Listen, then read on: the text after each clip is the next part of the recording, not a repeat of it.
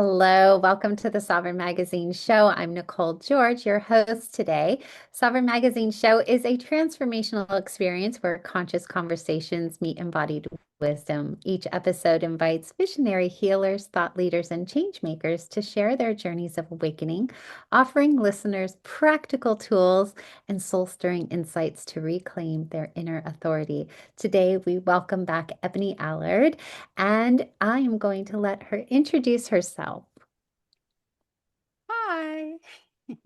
So I'm Ebonie Allard. I'm an author, an artist, a fulfillment coach, and soul contract guide. And it is my work in the world to help culture makers, experienced culture makers, the people who are the glue in the workplace, in the home. Those are the culture makers, the ones that care about art and how things feel. And my work in the world is to help culture makers to become full of themselves and to express that fullness and to really enjoy their incarnation experience and to enjoy their life before it's too late. Because quite often, those of us who are find ourselves in those roles tend to overgive and overextend and forget about ourselves. And we are the nourishment and the enrichment of this world. And in order to really do that, it needs to come from overflow. So we really need to understand just how magical we really are and learn what we can trust and what we can tune out in a world that is getting louder and busier and more and more and more. It's really, really important work to be able to discern what is a distraction and what is true enrichment. Yeah. Oh my gosh. And if you missed and you don't have the foundations of what we're talking about today, go back to episode 1 because we talk about what are kismet codes, what's human design, what are gene keys, what are soul contracts, all of that. So definitely go back to episode 1 if you're really confused about what we're about to talk about. So today we're going to be talking about embodying your type and understanding your aura. So what does that mean? Okay, so we're talking human design, and human design is a synthesis of other modalities. So we talked a little bit about that before. And one of the things I said in the last episode was that traditionally there are 4 types, but I am going to tell you about 5 types, and they each have their own strategy and their own signature. And what you will hear quite often is strategy and authority. So, strategy is to do with the type and how that type's aura is designed to interact with the world and with each other. And part of that is knowing how to make decisions, knowing how to author your own life, how to be the authority in your own life. And none of our decisions, for nobody ever, no authority was ever supposed to come from our mind, from our head brain.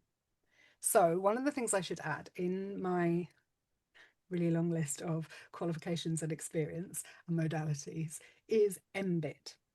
MBIT stands for Multiple Brain Integration Technique. And MBIT is a modality that is backed up by massive amount of science that talks to our multiple brains, our multiple intelligences. And I have done the master coach level of MBIT more than once. I did it the first time before I was diagnosed with as neurodivergent with autism and ADHD. And then I did it again afterwards because I wanted to listen to it and do the whole qualification with a different lens.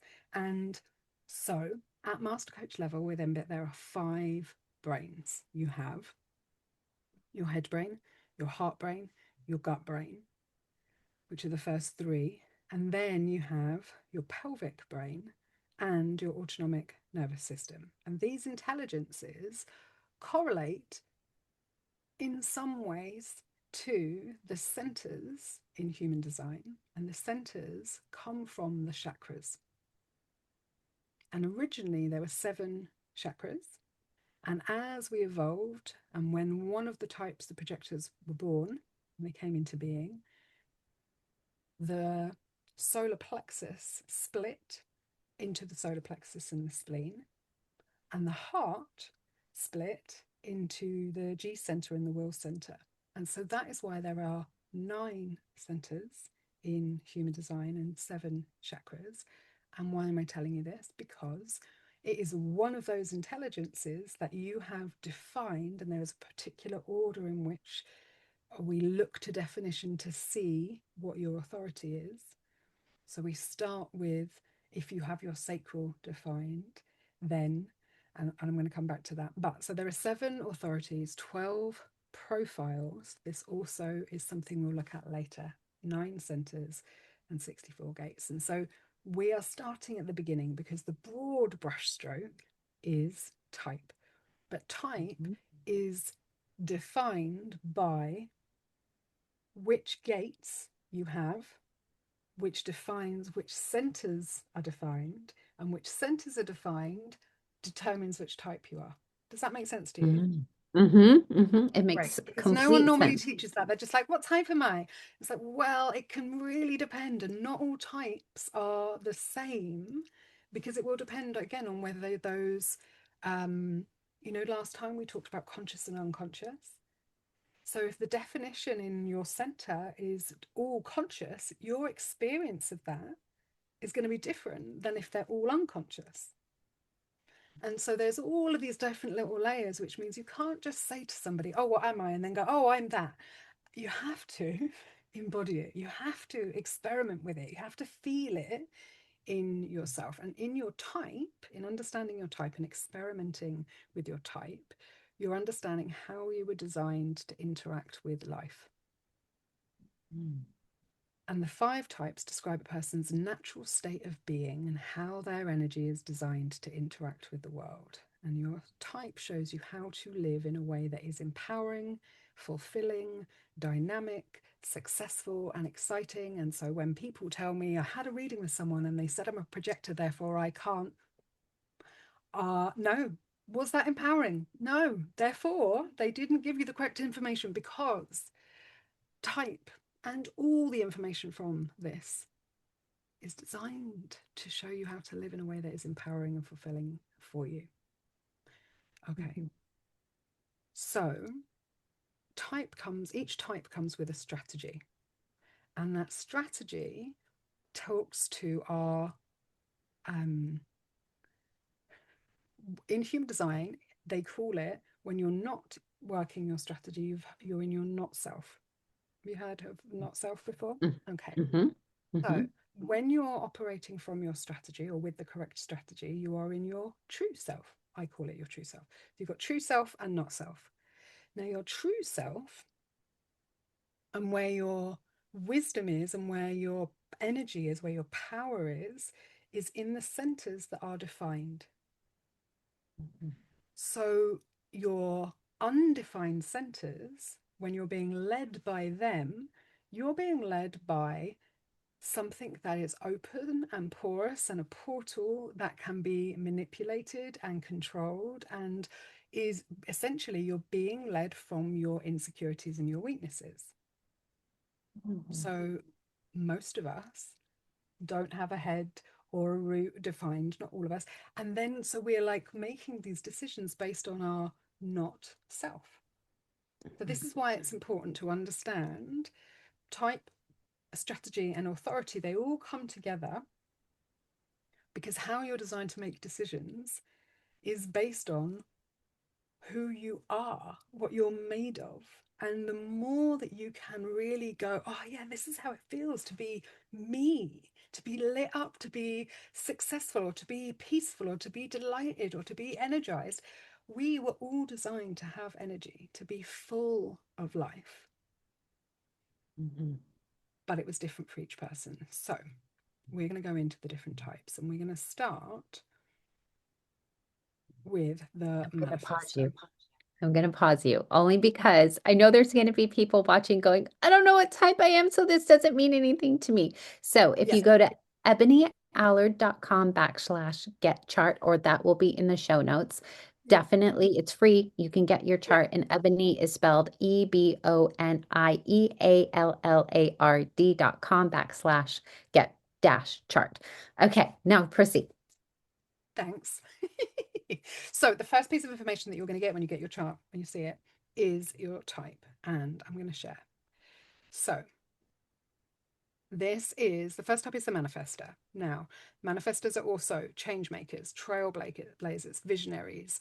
And we're going to skip through all of this piece and go, okay, what do we want to know about? Oh, I'm going to try and make it bigger. What do we want to know about manifestors? So the main thing is, if you're a manifestor type, your strategy is to initiate and to inform, and you have this theme, this signature theme of peace when you're in your true self, and anger when you're in your not self. And this means that a lot of manifestors have been told to not be angry, not share, not express. And that is very detrimental for everybody, but particularly for manifestors, because it means that they are not listening to their authority, and they're not, and they are designed because they have a motor center connected to a throat, and they're born to lead, to communicate, to initiate and inform, right? So they get this sense of, now, I need to go now, I need to move. They get what's called an urge. And that urge, if they are not informing, is probably just going to annoy everyone. But if they have got this urge and they inform, they say, I'm going this way, then they become like a train going to a particular destination, and that everybody who's like, oh my God, I want to go there, can get on the train and get on board. And everyone who doesn't want to go there can get out of the way so that the train can close the doors and go. And when they are not in their urged place, then they're designed to rest. Okay. So your superpower comes from your throat if you're a manifester. And if you're looking at all this information, you're like, oh, I want to know this. You can know more, but we've got 4 more to get through in a short amount of time. So the next type is the generator. And the generators are also known as alchemists, builders. And this is all about your life force energy. These are people who have a defined sacral and are here to generate and to create and to live in a way that lights themselves up and lights other people up.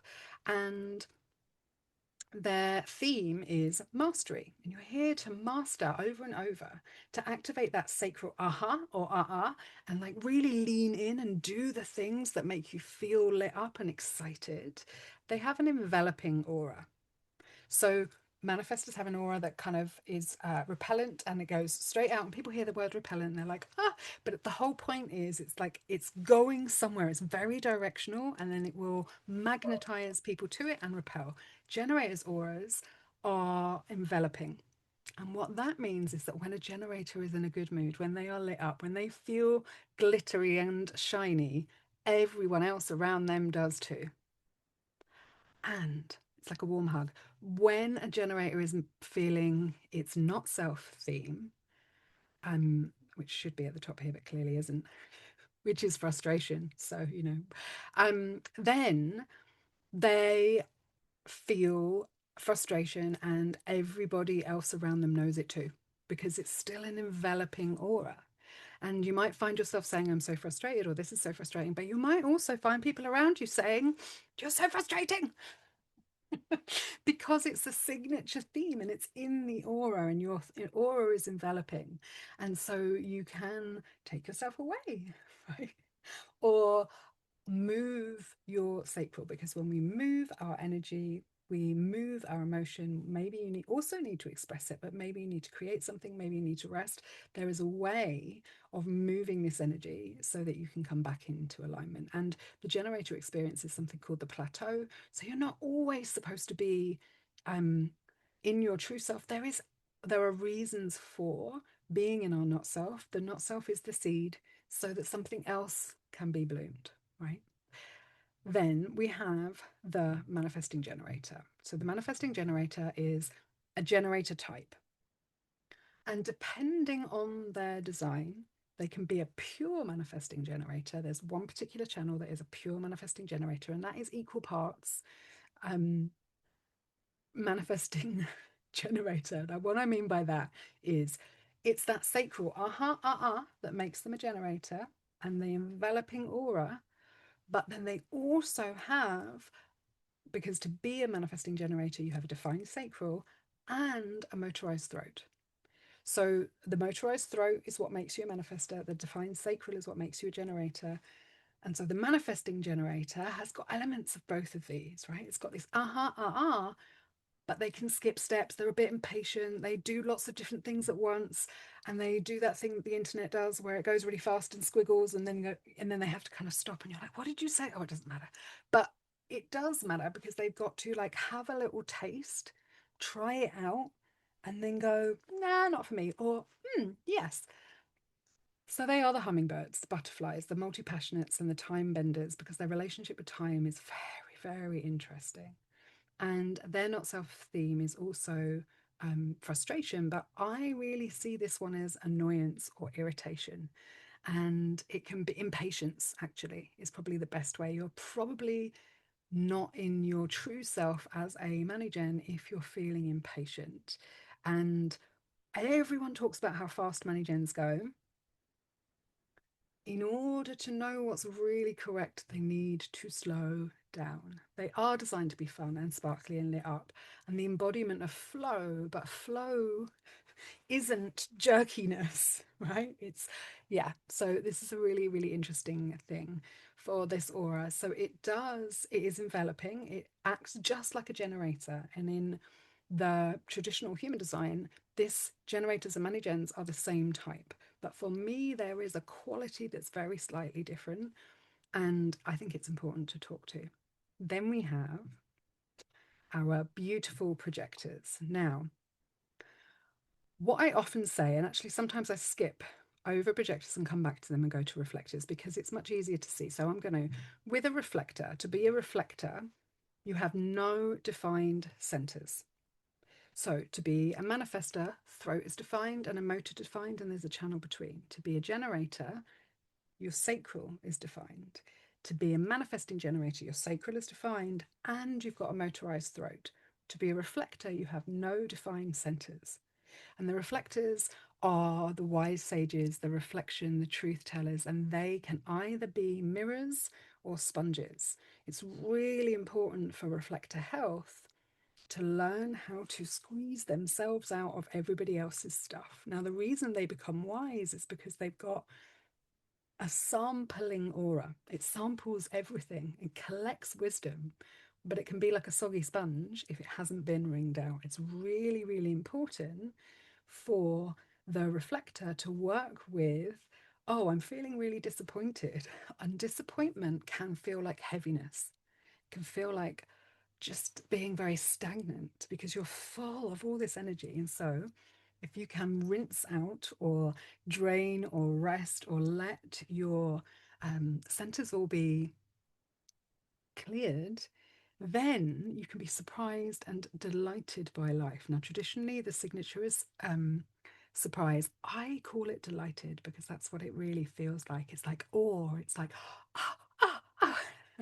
And again, there's this theory because they don't have definition that reflectors are like slow or energyless. They're not. All of those empty centers are amplifying because when we have a defined center, we have a signature way of being. And when we have an open or an undefined center, we are an amplifier. So reflectors are amplifiers. So they can have a lot of energy, but because they don't have that definition, they don't know when enough is enough. So they often need to rest in order to come back to their true selves. And then we have the projectors. Now, why do I do them last? Because the projectors are everybody else.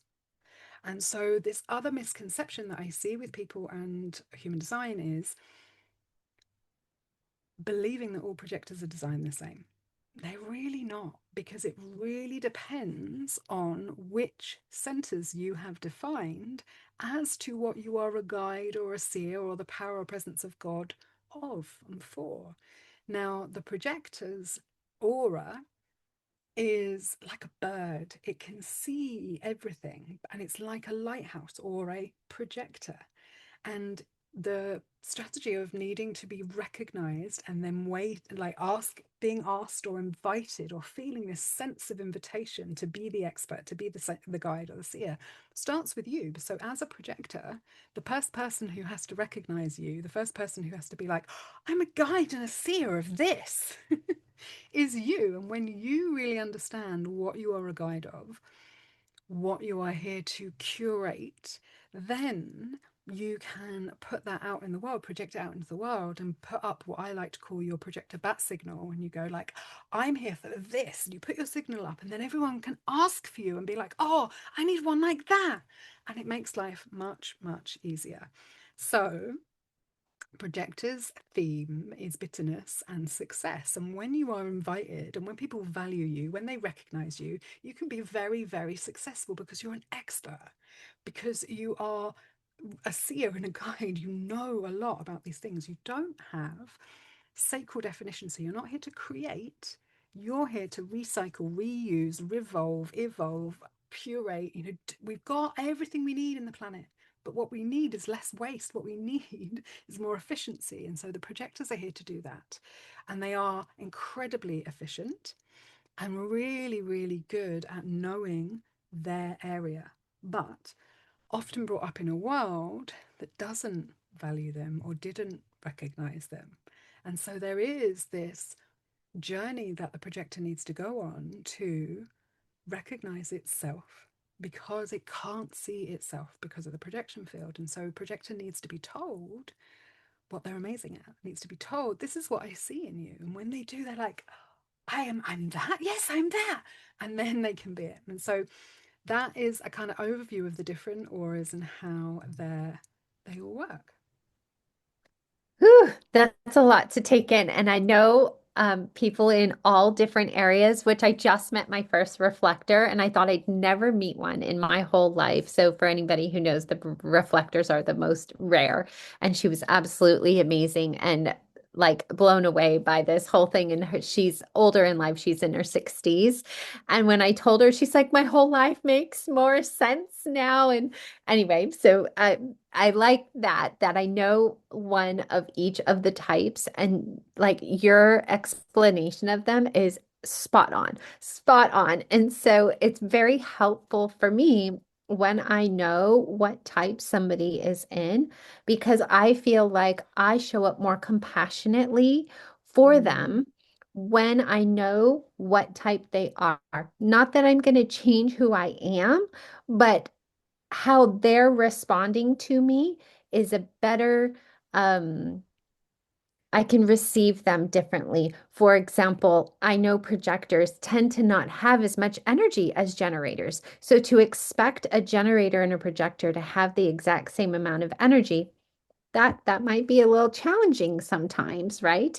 And to expect a manifestor and a generator to have the same throat chakra ability to be able to speak, that might not be the greatest assumption either. But like you said, in all of the details, that's where it's important to know their uniqueness, because maybe perhaps they are, right? Because you said when your throat is undefined or open, like it's not colored on the chart, that you're open to absorbing that person's energy or other things around you, and it's not as defined, right? And so because my throat chakra is not opened, I might absorb some techniques from you that I might use later, right?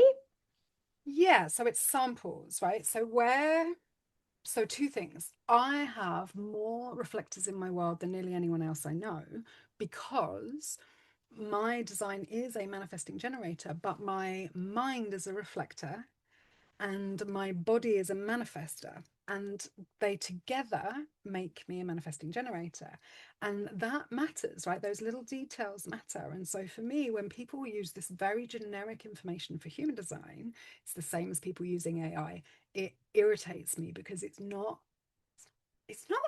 true, right? But it's a simplification of something. And none of you are simple. You are all beautiful treasures and absolute masterpieces, works of art. And it's those little pieces, one, like, yes, on a broad brushstroke level, we can be more compassionate with each other, we can understand each other, we can be more fascinated with each other, we can learn about each other. And this is really, really cool. And also, we don't know, and we can work and have a conversation with someone to find them. When we have a defined center, we are a beacon of that energy. We have a particular way that we express that energy. When we have it undefined, and that means there are gates lit up but not a channel, so that make right, then we experience it in all the different people around us, but we've still got a tiny taste of our own way, right? Because it's undefined. When it's open, open means no gates defined. That means we sample every single different way that you can possibly do that thing. And we can either be deeply in the insecurity of like, I don't have a way that I do this. Right. So if you had an open throat, I don't have a way that I speak. I don't have like a voice that's really clearly me. But you could be the most expert speaker in the room because you can have experienced and sampled every single way and then alchemize that to be an expert in it. I have an open G center, which means I have a wound of not belonging everywhere and feeling like I don't belong anywhere, but I'm also a chameleon and I fit in everywhere. So this is why I want people to get really interested in this stuff and take it a bit further and come on this journey with us, because it's not that simple, and it gets to be really a journey of self-love and discovery, and you get to fall in love with every human you've ever met because we're all so fascinating. Yeah. And this is why I love this stuff, because for me, learning more about myself, of course, but also learning about others, it just lights me up so much. And the more nuanced it gets, the better it is for me, because that means, like you said, we're all unique, we're all masterpieces. And I love when we all have differences. You and I are completely different, but we just come together so beautifully because I think we respect each other and we respect our differences. And because when people are different, they make a team. And that is where the world is going. We're going, we've lived through an era of I must own my own house, I must do my own thing, I must own my own money, right? We're moving into a place where we operate as a community, and each individual within that community is really important because they have specific qualities and skills. So yeah, that's I can't remember what we're doing next time. You can tell me if you remember, but we will move on. Yes. We are going to be embodying your profile and understanding your conscious and unconscious personality. And so, if you haven't already, as you can see, you definitely need to be liked, sharing, commenting, subscribing to all of this. All of Ebonie's details will be in the show notes. If you have questions for her, she's in our community, community.sovereign-magazine.com. She has a monthly call that you can come on for free. And if you missed the link at the beginning to receive any of the information she has on her website for free, it'll definitely be in the show notes. So definitely stay tuned for episode 3, where we're going to be talking about your profile and understanding conscious and unconscious personality. Thank you so much for your wisdom today. Thank you. It's always a pleasure.